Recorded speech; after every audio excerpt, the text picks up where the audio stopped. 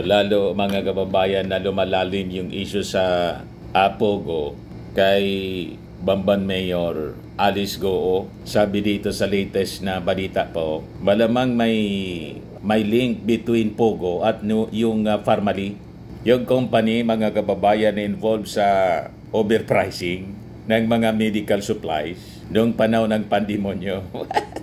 Iisa niya talaga Mr. Maravillas na grupo ng sindikato.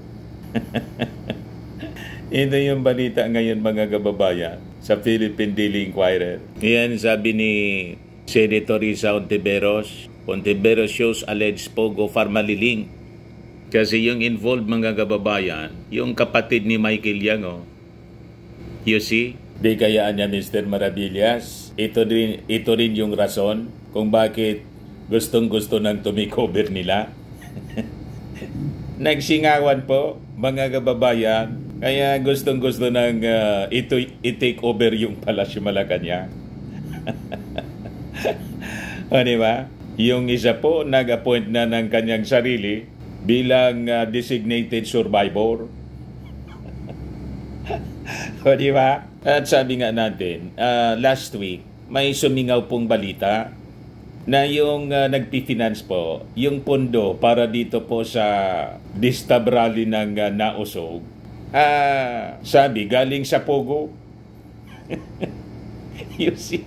So sabi dito sa balita, in an online press conference kanina, sabi po ni Senator Risa Ontiveros na itong si suspended Bamban Mayor Alice Goo, malamang may kaugnayan sa mas malaking grupo ng sindikato, revealing that her company, itong Baofu Land Development Incorporated, may direkta pong transactions with certain Hong Jiangyang. Ito daw si Hong Jiangyang ay kapatid ni Michael Yang, yung dating advisor, economic advisor ni dating Pangulong Digong, na siya ring central figure sa Pharmally scandal.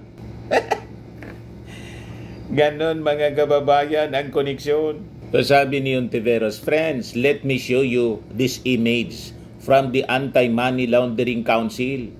Ang kumpanya niya ni Alice Goo, ang Baofu, ay may direktang transaksyon sa joint account ng dalawang tao.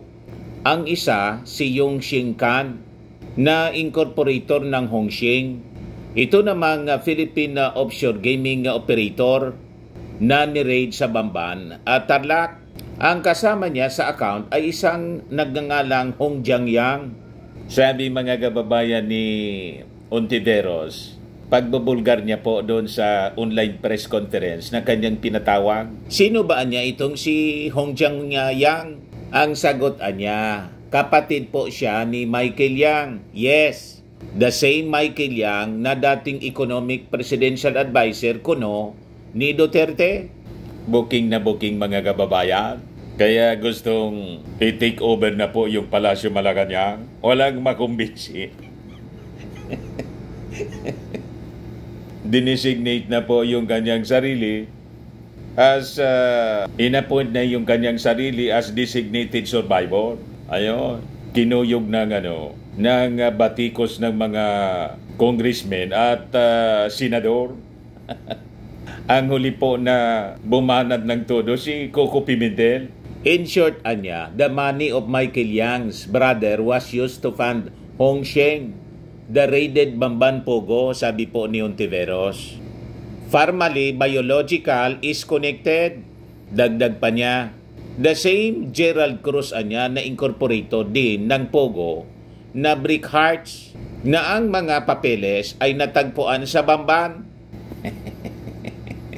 Ganon mga kababayan katindi. Kaya sabi dito sa balita, for Ontiveros, her discoveries boost her suspicion that individuals involved in the Pharmally scandal are possibly the same people who back Pogos in the ills it cost to the country. Pari yung grupo, mga kababayan na namimirwisyo dito sa ating bansa. Sabi ko nga, mukhang one big happy Pharmally pala ito. itong mga pogo at family members. Baka nga itong family pala ang farm na kinalakihan ni Alice Goo. Sabi po ni Senator Ontiveros. Siniman talaga yung pagpapalaki ng baboy. Sa sinabi niyang farm na doon siya lumaki, kundi sa family.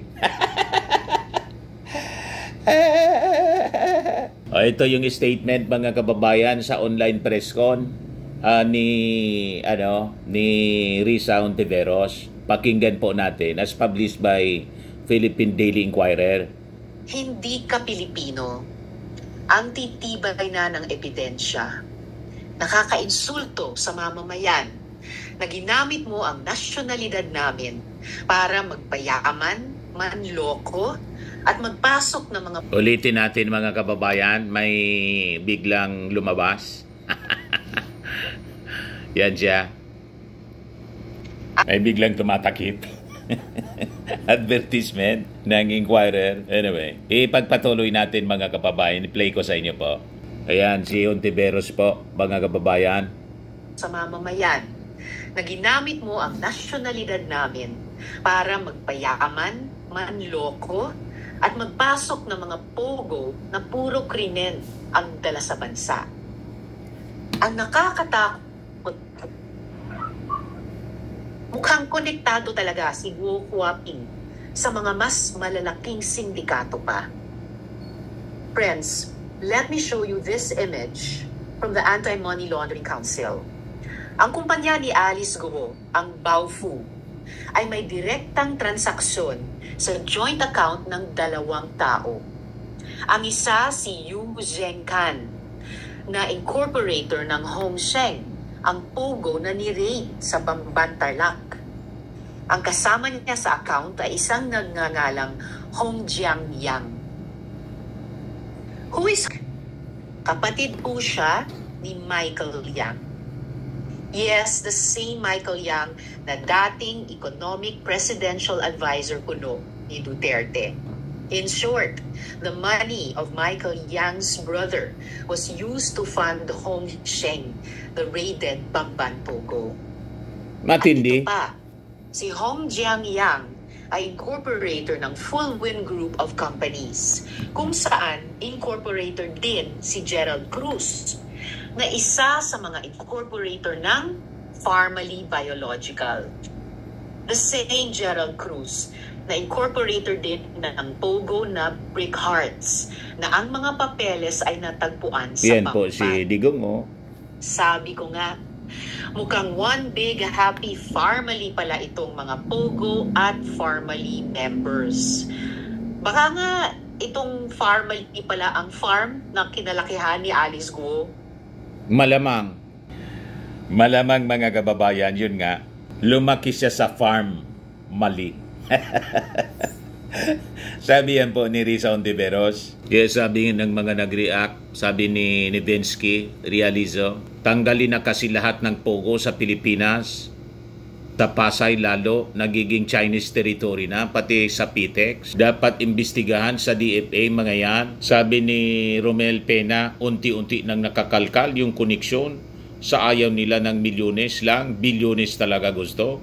Sabi ni Esteban Felipe, tapos si Piuna gusto pang gawing presidente. Sabi ni Bon Odalaguer, Duterte legacy. Sabi ni Edgar Bautista, pwede at mukhang papunta na sila doon sa farm ng mga Crocs. Sabi ni Lirogs, nagkabistuhan na ba? Sumingaw na ang mga atay. Sabi ni Anthony Borrella, timing na timing yung ibang mga senador about sa issue na yan kasi mga tuta. Nagkabistuhan na mga kababayan. Sabi ni Jimerjan Anyuber, ganon din kutob ko, kaya nag-tribe yung mga Chinese na yan kasi may mga sumusuportang malakas na tao from previous administration. Kaya puna nyo, timing sila sa mga issue about China, natumbok nyo. O ngayon, habang patuloy na ginaganap ng mga authorities si Alice Goo kasi kinontempt ng Senado, naglabas ng arrest order, pinuntahan doon sa kanyang farm, Walang natagpuan po. Pero sabi ni Risa Ontiveros, active naman niya si active si Alice Go sa Facebook.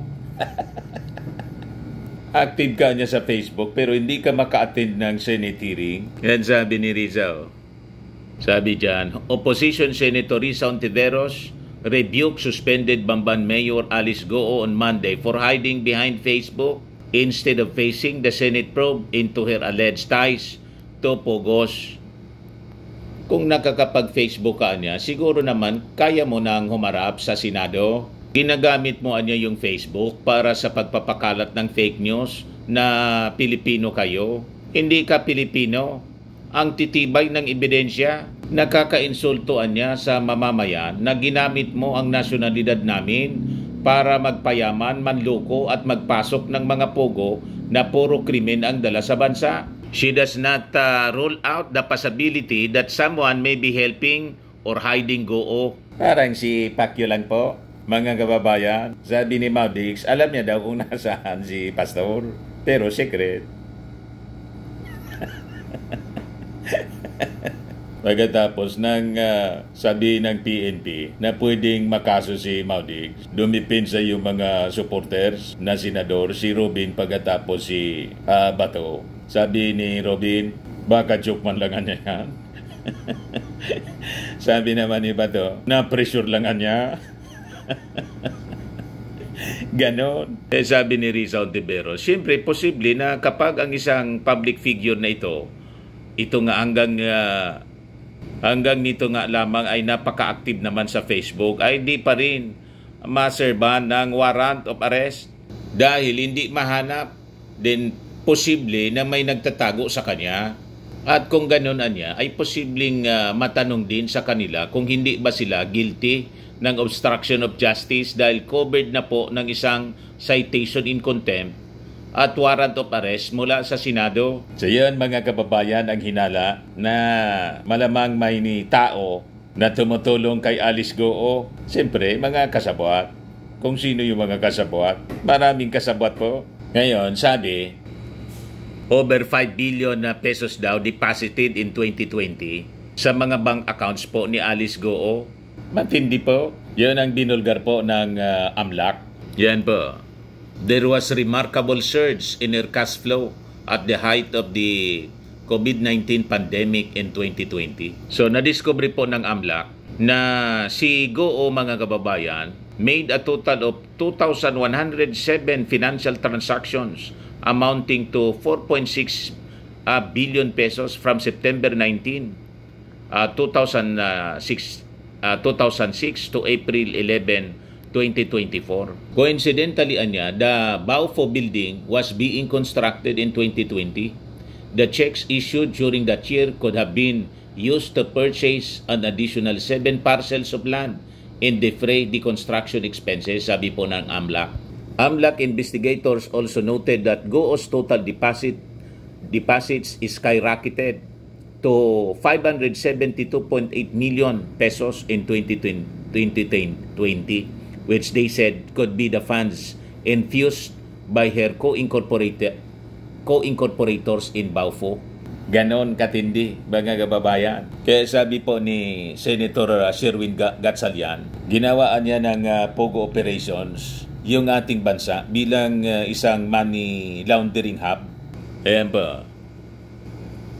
Adi, Mr. Maravillas, ano yung sinabi mo kanina tungkol kay Inday na ang latest na bumanat si Coco Pimentel? Yan po sabi ni Coco Pimentel, walang taste niya. Coco Pimentel hit Sara Duterte over designated survivor remark. Walang taste niya.